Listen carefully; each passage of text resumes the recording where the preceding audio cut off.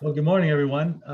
This is our third session on the Baldrige Are You Making Progress? And we're excited about this. The 7 areas are these in some leadership, strategy, customers, measurement, workforce, operations, and the final category is results. So when you pull all that stuff together today, Ron is going to help us with his area of expertise, which is customers. And he's going to go over these questions and help us understand how they've helped him over the course of his 40-year career. So, Ron, with that, take it away. Yeah, sure. I thought I would open up with a study that came out this week in the Wall Street Journal that they cited on customer dissatisfaction. Ah, And it seems as though it's gone up a little bit. 66% of all the respondents said that they had a problem with quality or product or service in the last 12 months. wow. Now that seems pretty high to me. Yeah, Uh, it does. yeah, and 65% of those stated that managed to bring themselves to the point of rage. Now I don't know exactly what that means. You think of an airline as being, somebody getting upset and then thrown off the plane as that's maybe rage. But anyway, it's certainly a level of being upset that's a little bit higher than just having something bad and you go, oh well, what the heck. Yeah, yeah.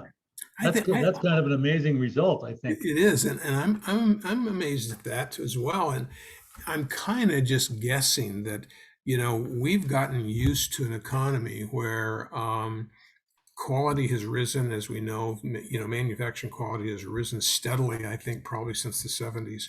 And then with this incredible delivery service that Amazon has done, and everybody else is worked harder to try and handle service a little bit better, even though arguably online service may not be as good as in-person service. I'm just guessing that we've come to recognize a standard of excellence a little higher than we had before, and that's causing people to get more upset. The article basically was saying this is really happening because of COVID and crowding, masks and crowding people on planes and those kinds of things. I really question whether that's really the case. I think that part of the problem is caused by business itself. And the question is, well, what can you do about it? And is it significant? 72% of the people of the 65% who got upset, I should say 72% of the 66% basically complained. 58% received absolutely no word back from the company about their complaint. 58%. And 16% of those told their friends, 9.4 friends. That's a number that's been around for a long time, sort of a 1 to 10 ratio. I think it's gone up a little bit. It seems to me that it's been like a 1 to 5, 1 to 6, 1 to 7. But according to this, it's now 9.4 friends are being told about this. But actually, the incredible thing is that if they post it online, there is a 90 times multiple, and therefore 865 people on average hear about that complaint. Wow. So this is really a very serious issue, and it indicates that customer service is extremely important, as much as probably more important than it's ever been because of the internet. And so these questions that we have here, they may or may not be exactly perfect, but it's obvious that customers are very, very critical. How you treat them. Do you know as much about them as you should know about them? How are you considering customers really in all ways? And it's many, many, many more factors than the average business person, in my experience, really considers. And so there really needs to be a whole lot more uh, uh, time and effort given to the issue of customer service and customers as a whole. We spend most of our time as small business people selling. We sell customers. And as a result, a lot of people forget that, that customer journey has changed. Everybody remembers the pyramid where you dump a bunch of prospects into the top and then they filter down, and then you close X number of them. So the more you dumped in, the more you'd close. That was the theory. And that's true. And that's really turned out not to be quite that true. And now most of the thinkers in about customers really recognize that it's more of a customer journey. There's a lot of awareness that goes on first before they get to the point of even considering your product or service. Then they do a lot of work online that gives them the information that they need. The days are gone when the customer used to, talk to a salesperson to get the information. Now the internet's got more information than the salesperson does. Yeah. So you got to ask yourself what is the benefit? What's the value added of the salesperson? Are they now just a clerk? Are they an order taker? Or are they actually adding value to the customer experience? And then, of course, the full circle includes after the purchase, because they now become a customer that needs to be maintained and retained. And so as a result, this whole journey ends up being a big circle. And so it is kind of overcome, surpass the thinking on the old sales funnel of, well, you dump a bunch of customers in the top. And that goes all the way back to mass marketing. Yeah. We still have some mass marketing, some things that we all buy, but for the most part, we're into a million little niche markets, and people are responding more and more and more to the individual niches within those markets and the different people. So this section here on customers ends up being pretty important. And of course, we're measuring whether or not everybody is together in the organization. Do they get to contribute? Do they feel like they're contributing? Do they understand, say, what the management does? And so in this particular survey, you break apart, say, the C-suite from, say, top management and middle management, frontline people. You break them apart and you see how disconnected much of this information is. So we're not going to have a complete and total discussion about customers today, but we're going to talk about how the Baldrige really asks questions about the communication and the direction of the company. Any comments before I go into the questions? Before you go further, Ron, I think it's interesting that you said, the importance of this customer service, based on that Wall Street Journal. It sounds like most of the frustration and anger is post-purchase. It's not getting, feedback when they need it, etc. Is that different from your experience than it's been in the past?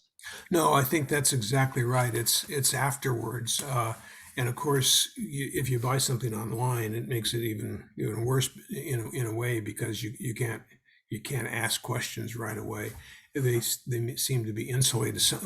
Some companies are much better than others on that issue, and of course, they're trying to mitigate that by saying, "We'll just send it back, and we'll take care of it." So they're trying to make it as seamless as possible. Amazon has succeeded reasonably well. Many others have not. But I think the issue really is, are customers really upset because of COVID? And I'm thinking that they're not, that it really is that the companies have lowered their service ability because they can't find employees to do it. So it's sort of a chicken or the egg. If you're upset about the service that you're receiving, most of the time it's because of the way you've been treated. And if you've been treated poorly, you're going to get upset. And if they don't know how to deal with it, now you're even more upset. So you could say, well, it was COVID's fault, but I don't know. I mean, I have noticed that customer service has dropped precipitously since we were in full employment. In other words, just about the time we hit 4.4, 4.3, 4.2, certainly by the time we hit full employment at 4 percentage points of unemployment, I noticed already in 2019 that customer service had definitely fallen. People were no longer trained as well.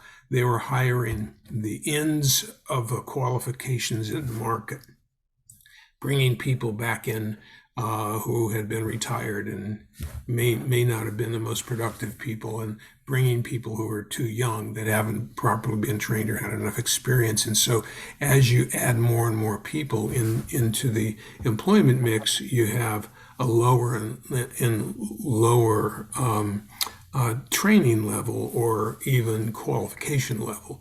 So I think that there's just as much of this response is coming from full employment / poor training as COVID, even though they're all integrated and one caused the other, et cetera. So yeah, I wanted to make an observation that I thought was fascinating yesterday. I was listening to NPR, and one of the challenges that you've kind of alluded to here is the difficulty of hiring people in healthcare. And in order to be able to back up and help, they're literally taking truck drivers and sending them through training school so they can do bedside stuff. And this truck driver is talking about, well, this is a change in my life, considering that the only thing I ever did before was deliver things. yeah, But it was important in regard to this conversation, Ron, because basically, what's the likelihood that that person is going to do a good job at the bedside, and therefore, help them improve their customer delivery and the service that somebody receives in the hospital or wherever. Yeah, that's right. And of course, we've talked many times about matching people with their personalities with requirements of the job. And for those of you watching, you can go on the YouTube channel and you can find these on employment, where we discuss assessment and hiring and even onboarding, a really successful onboarding tape. And so I think that's all part of it. At the same time, there is a difference between the medical, I believe, and business as a whole. I had an experience, and I'll kind of go this briefly, but I had an experience just yesterday that really spelled out where, say, one industry is compared to another. And that is that, I've been dealing with more medical issues over the last year, and have had a lot of exposure to doctors, maybe 6 or 7 times, and had to have about 8 or 9 appointments as a result. And I'm finding that the availability of the service doesn't match the number of people who like to have that service. And the scheduling is absolutely absurd. As you guys know, and others don't, I injured my shoulder a few weeks ago, and I finally got my doctor after a week and a half to give me a referral. And and then I called the new clinic where I was supposed to go with a very specific instructions of who to call and so forth. And of course, you're waiting on the phone and waiting on the phone and waiting on the phone. And this is after several phone calls, with my doctor. And so I get through to it, and I go to another person who's supposed to schedule it. They look at my record and they say, "Oh, I see this. So we're going to take a look at your right arm." No, it's my left arm. Oh, well, we're going to have to get that corrected. I said, that'll be great. So give me a call back. I said, whoa, can't we set up the appointment anyway? No, I'm sorry. We cannot set up an appointment if your request is wrong. And I said, well, for crying out loud, I'm going to come in one way or the other. No, I'm sorry, sir, we can't do that. So now I'm instructed, go back, me, not them, me, go back, call up the person from my referring doctor, have them make the change, etc. I do that, long story, but I do that. And then I'm told, oh, no problem, I went in, it's changed, and now just go ahead and call them back again. I'm sorry. Do you realize that how many times I had to call to get through and I had to wait? And so I go through, I do it, I'll go all the way through it again and to try and get it scheduled. A couple of little glitches along the way. Finally, she said, okay, that'll be fine. Now, I just wanted to let you know that the first possible appointment is 6 weeks from now. And I'm saying, do you realize I'm an injured person? That if this bone grows properly, that you'll have to break it again and redo it. I mean, do you recognize that there's a certain amount of urgency here? Oh, I'm awfully sorry, but I could give you the PA in just 2 weeks. So, and without much apology at all. See, I mean, here's the kind of thing that gets people mad. I was going to say, when did you fall into a rage state on this? Well, yeah, but right around in there. Now, immediately after that, I don't want this to go forever, but immediately after that, I had to call some service people. Called a company because I needed to have some awnings. Oh, yes, sir. We'll be happy to come out there for free and talk to you. And we'll give you a complete and total estimate. Then I called another company for plumbing to come in. Yes, we will be more than happy to be out there. What's a good time for you? Well, I'd like to be in the morning, next Wednesday, Thursday, Friday. Okay, yes, sir. We've got a spot right here. We will be right out there and we're going to and we'll let you know. And by the way, if we don't actually do the work, we won't charge you. So you see, it's like, wow. What a contrast. So we have an entire medical community that feels like they're doing us a favor. And we have a lot of other, even though they're all busy, all these home service companies, they're all busy too. But somehow they'd like to be able to win my business. And so they're still nice to me. So there's just part of the problem. And it may not be that every company isn't doing this and that every industry is this bad. However, it's pretty clear that if you have to go through a doctor's appointment or get on the plane or do some of these other things, you're going to be enraged before you even make the call to a business person that actually wants to do work for you. So anyway, there you have an interesting contrast that I think everybody is running into this. And so are our patients running thin? Yeah, I think they are. But not because of COVID necessarily. I think it's also because we just we're at a full economy. Everybody's busy. Right. And some people forget to say please, thank you, and I'm sorry. I think that's part of the problem. Yeah. Well, and I think your point is well taken. Is the fact that there is such a labor shortage, which typically ends up being some kind of a service related issue. I mean, at some point, if you don't have enough people, something's going to be dropped, and ultimately, the person who's going to feel that is the customer, like in your case. And then of course we always have to deal with absurdity in terms of policies. Well, that's the way we do it here. It's like, then change it. Yeah. But see, if you're in the medical industry, changing the policy and having a better customer service does not increase your revenue. Yeah. So where's their incentive to do anything about it? And of course, that's the problem. When you get a third party or government involved, you end up losing that connection with the customer who should be the one paying the bill. If somebody else is paying the bill, now the customer's just lost the power of their purchasing. Right. If you have no power to influence the purchase, and some people would argue, well, I could pick my doctor or that. Yeah, you can do some of that. But it's already so overburdened. I mean, just getting an appointment is a laborious task. And so trying to go to 2 or 3 doctors to get even a different opinion, it really is a problem. So customers, I think they're still important. I think in small business, I think they're still important. And so and that's what we're doing, is trying to help small businesses. So let's go through some of these questions. First question under customers is, I know who my most important customers are. And of course, this is answered absolutely yes, yes. I can't remember the exact scale up above. Agree, disagree. So what we're trying to find out here is yeah, there we go. So what we're going from strongly disagree, disagree, and then undecided, which is basically middle of the road, agree and strongly agree. So if this customer, if a employee says strongly agree, at least they think that they know who their most important customers are, and so that would be a first start.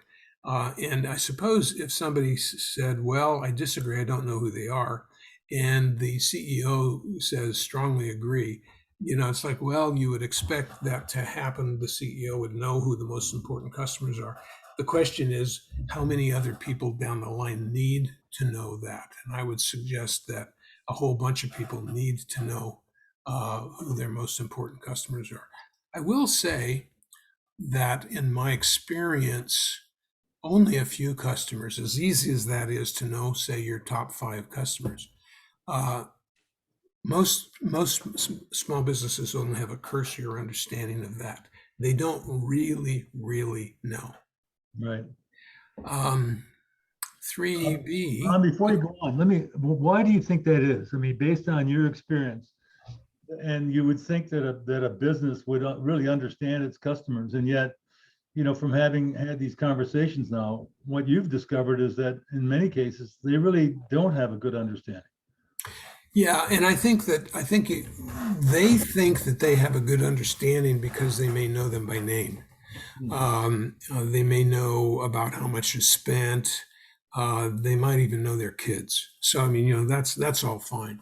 The question is, though, is really deeper than that. When you say know your customer, I think it really is more like how much revenue do they contribute? What is the margin on those customers? How do you rank the margin dollars for those customers? Those are things that they don't know. They might understand revenue, but calculating the margin is not as easy as calculating the revenue per customer, because you have to put your cost of goods sold against revenue in order to calculate that. And I have found, and I'm sure you will agree, Ed, I have found that not that many small customers have an accounting system that is sophisticated enough to calculate that at a customer level. I totally agree with you, Ron. And it's extremely important to know your customers' gross profit margin, because you know how valuable they are to your company. So I think everybody understands how much money they spend with you, but how much of that money actually falls to the bottom line is probably more relevant. Because if you do further analysis, you may find out that some customers are so needy and require so much support, you actually might be losing money on some of your customers. And the ones you're not doing anything for may be your best customers. So you may want to change the way you deal with your customers from that information. Yeah, absolutely right. And so you have to kind of grow into the capability to do some of those things, and you have to care. I think part of it is that many small business people don't naturally like numbers. Yeah.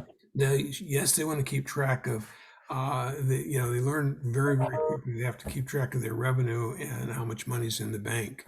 And then after a little bit later, they figure out if they're making a profit, and their CPA helps them through that process and gives them financial statements, and so they know a little bit more. But to get to the level that we're talking about really requires to have a system that can keep track of the costs by customer. And that's a little bit more difficult to do. In sort of defense of them, that's not that easy to do. However, there are other things you can do. You really, the Pareto principle is something that a lot of small business people don't recognize or know. That's sort of the 80-20 principle. And so on average, and I found this to absolutely be true, on average, 20% of your customers represent 80% of your revenue. This is true in many, many things in life. You could probably argue that 20% of your expenses are 80% of your total expenses. So they're just this is sort of one of those natural phenomena that exists in the economy. So, from that perspective, at least you want to know the top 20%. And that's fairly easy to do today with a spreadsheet. You just list them on a spreadsheet and then you calculate. You add your revenue up 1 plus 2 and then plus 3 and plus 4 and plus 5. And when it gets to 80% of your revenue, it's like, okay, here we are. That's going to be about 20%. And the customers that are in that top 20% then are part of the ones that are giving you most of the value. The real bummer is when you do the same thing on margin and you find that the top 20% in volume or the bottom 20% in margin. Now you have a real problem here. Yeah, right. Well, here's an interesting point. When you look at a GAAP prepared balance sheet, customers are not listed as an asset. And they're one of your most important assets on your balance sheet, but they're not listed because of the rules and requirements of GAAP. Yeah. But when you do a valuation of a company, the biggest asset of that company is intangible assets, goodwill, etc. And one of the biggest intangible assets and most powerful intangible asset is customers. Yeah. Because without a customer, you have nothing. Yeah, right. And when you take and you look at the cost of getting a new customer, it's astronomical. Right. That's why people want to focus on retaining their customers, because it requires less work and less money to do so. Yeah, good, really, really excellent point, Ed. Yeah, very, very true. So let's see. Then the next question is, my organization encourages, whoops, I'm sorry, wrong one, is I regularly ask my customers what they need and want. I find that this is done by a lot of companies, and I would hope that most people would say agree or strongly agree. The question is that really the standard that is necessary in order to be able to know what they really do want? And I would suggest that, again, rarely do they actually get there. So, you've got a sales team, maybe you've got 4 or 5 salespeople, and they're going to say, oh, I can tell you what my customers want. I talk to them every day. Okay, so what you have is you've got an opinion that's sort of filtered. They tell the customers are saying to them, well, we want this, this, this, and this. And of course, what really happens is that many times, half, 3/4 of the time, what the buyer is telling the salesperson is really the excuse he's using for why he doesn't want to, buy from him right now. Right. And so if you say, well, you know what, I really need this widget in green, and you don't have it. And it's like, and then immediately, what does a salesperson do? We've got 4 other colors. We got to add green. We got to add green because he wants green. We'd sell 1 million of these green widgets. And the truth of the matter is that the guy was just making something up because it was really a price issue. Right. And so the salesman doesn't want to say, gee, you're too expensive, although they do that frequently. The salesman doesn't want to say, gee, I get a kickback on all the green ones. You don't know. So what you have is this third party, in a sense. You've got the salesperson telling you the story the way they see it, and they're looking through rose-colored glasses in a lot of cases. Right. It's much better if the organization, instead of ask my customers, it's really, do you have a feedback loop that captures, and do you have surveys that capture, changing needs and desires and wants of your customer? That's what you're looking for. You're looking for changes in wholesale behavior as well as, occasionally for those big customers, the top 20%. You do want to know if somebody comes along and says, hey, look, I've asked you for years to add green, and I really want green. Well, yeah, hone in on, say, okay, well, could we nail you down, and could you give us a 3-year contract on green? Because if that's what you'll do, we'll get green. Right. There are ways to test it, find out if Right. it's really true or not true. So again, I think people would be very positive, and of course they do this. I'm just suggesting that they don't do it nearly to the degree that a really good company does, and particularly a non-digital oriented company versus a digitally oriented company. Most digitally oriented companies gather a lot more information, and they tend to have more of the answers. So That's interesting. Yeah, if I can, I share another story that's similar to this in terms of, what the company needs to do versus what the customer needs are. And yesterday I was listening, and they were talking about coal, and the coal industry. There's a lot of demand now because there's not enough electricity, and the coal companies are coming back and saying we'd be more than happy to do this, but we need an 8-year contract. yeah, well, yeah, right. So I think your point, Ron, is that, to do this profitably, this is what the company's saying in order to fulfill the customer's needs. Yeah, exactly. But by the way, our coal reserves have dropped from 200, whatever the measurement is, to 75. Yeah. So Yeah, it's like our reserves are way down, and they're getting sucked up pretty fast. Meanwhile, we don't have enough plants in order to generate electricity. So another subject. 3, C, I should say. I ask if my customers are satisfied or dissatisfied with my work, and of course that was my little opening treatise there, and we've kind of discussed that.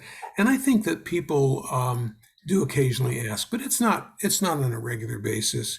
Very few companies have an automatic survey set up to say, hey, how did we do on this particular purchase? right. And sometimes it's random, and sometimes it is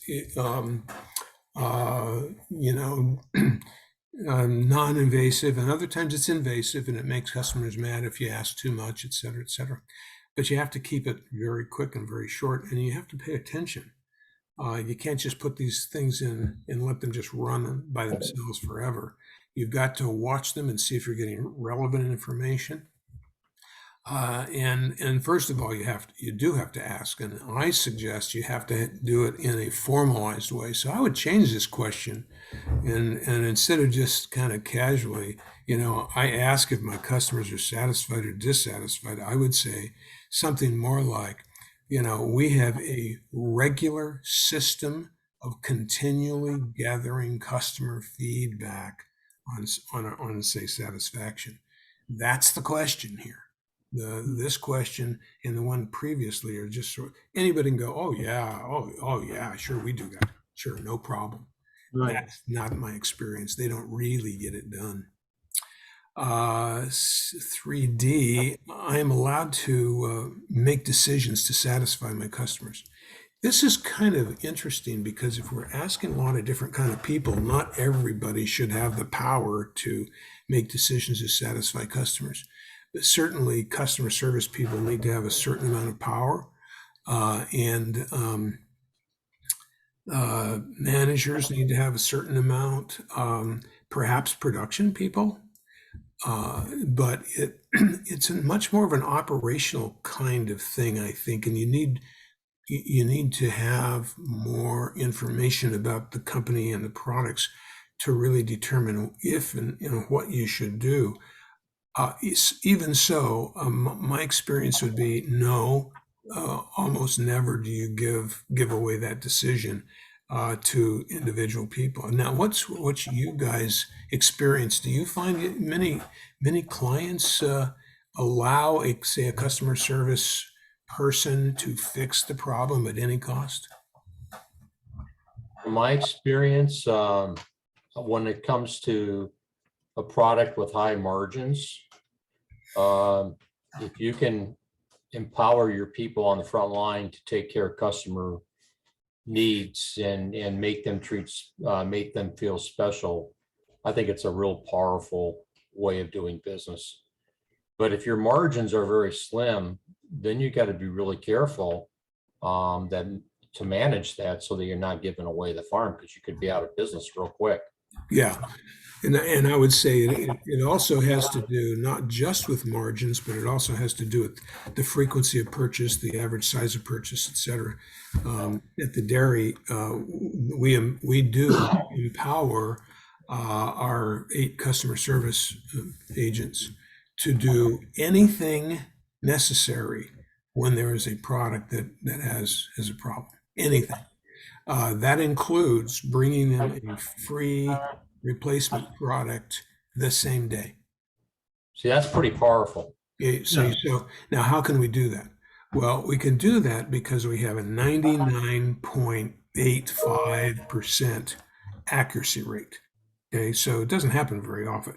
And then only a certain percentage, probably 66% of those people, or 65 will actually call and say, I've got a problem. Yeah, no, that's absolutely true. Well, yeah. What I like about that is you're taking care of the customer right on the spot. Yeah. And then also you got statistics on all the unsatisfied customers you have.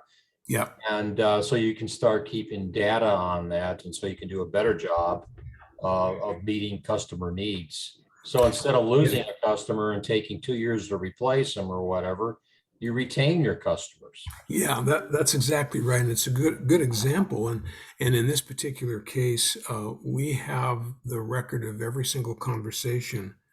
That's big. And that amounts to, I don't know, 8 times 20, 30, 40 calls every single day. And we keep those for years and years and years. So, I mean, we can go back. And when you bring up the customer information screen, this is a system that we built 10 years ago. And when you bring that up, it shows you exactly how many encounters have happened between customer service and that customer, how many replacement bottles have been given or product changes. So you can kind of tell if this is a problem customer versus somebody who genuinely has had a couple of problems, and really we have to bend over backwards because we screwed up. Yeah. And we have got to fix it. Yeah. I was going to make That's a great example. I was going to make an observation from my experience working with the front line, and it's amazing how many times they'll let a quality issue pass because they really don't understand the impact of that quality issue on the end customer. And so when you work with them and they get access to information, they realize, importantly, that what they do is part of your value diamond. Everything is kind of connected together, and the more aware they are, the better they're apt to be able to catch things so they don't get to the customer. And I think that's an important element. If you can catch it inside, it's 100 times less expensive to the company than when they catch it on the outside. Yes, that's really true. And I think there's a lot of proof that this is not happening. Because I'm in a new house, I've been buying a lot of stuff lately, and some of them are included, like little electronics and little lights and kind of inexpensive things that come in. And the interesting thing that I'm finding, and of course this is no secret, is that there's so much that's coming in from Asia. I try not to buy directly from China if I can identify that and so forth. But there are products that come in from Asia that are the instructions are so bad that you can't even get this stuff to work. So it requires you then to try to make a phone call. And of course, we've had that conversation. That doesn't work very well. And so you've got a situation where you could easily, very easily, solve a problem by simply having somebody who's good at English write complete directions on how to, say, install something. Right. They're not. They think it's easy, and you run into a problem, and it's as simple as you press the button and it's supposed to be on. But what happens if it's blinking? Does that mean it's on or is it off? And so, with electronic stuff, everything has to be perfect in order to work. But if they don't tell you exactly what to expect, now you've got a doubt. And so step number 2, you don't know if you would achieve that or not. Right.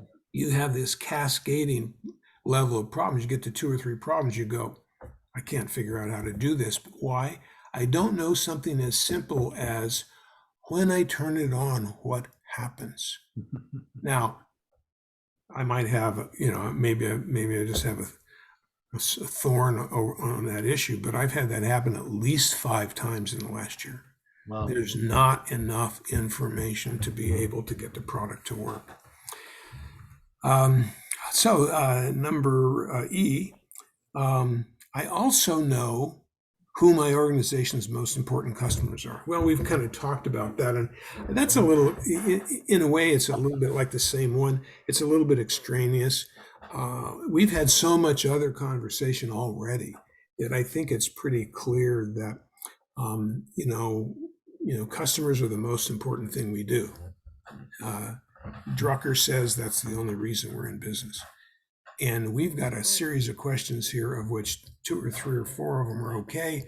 A couple of them don't really matter, but they're not deep enough. They're not in depth enough. And so my opinion, and we've talked a little bit about this, is that on the particular issue of customers/marketing, Baldrige is real weak. They don't really have all the pieces they need. And that's because it's coming out of probably an academic situation, where they, they're driven by the numbers and so forth. We may discover that under number 4, measurement, analysis, etc., that'll be a little bit better. But just this customer thing is very surface, and it's not deep enough to really find very much, I would say. It will help if for instance, if the CEO answers, I strongly agree, and other people say, I disagree, that certainly helps the CEO understand that they haven't communicated well. Yeah. And we've kind of stated that on the other 2 as well. Cool. Well, thank you, Ron. I think you did a great job of kind of illuminating some of these issues and how this is kind of a cursory, obviously, example, is not, I don't think, ever designed to be something comprehensive. But yeah, it was still able to get people, as you said, at different levels of the organization to see if there was continuity. If there isn't, what to kind of fix it. So, and thank you. Again, it's another opportunity for us to get to a deeper level of understanding of the Baldrige and how it can be of benefit. So next week, I will be talking about measurement and analysis, and I'd like Ed to take the lead on that if you can. So thank you again.